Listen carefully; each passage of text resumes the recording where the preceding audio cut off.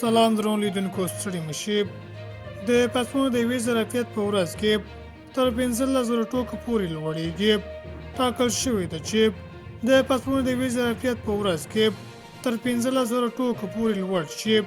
د پاسپورټ ریاست ویان نور الله فتمن وایي چې دمګړی په ټول هیواد کې په ورځ کې تر 10,000 ټوکو پورې پاسپورټونه ویشل کېږي او دغه شمېر زیاتوالي لپاره هڅې روانې دي.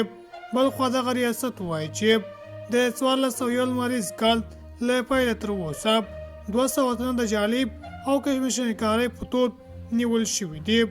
اخوا د کابل یو شمېر اوسېدونکي وایي چې په بانکونو کې د پاسپورټ د پیسو په سپارلو کې له جدي ستونزو سره مخامخ دي.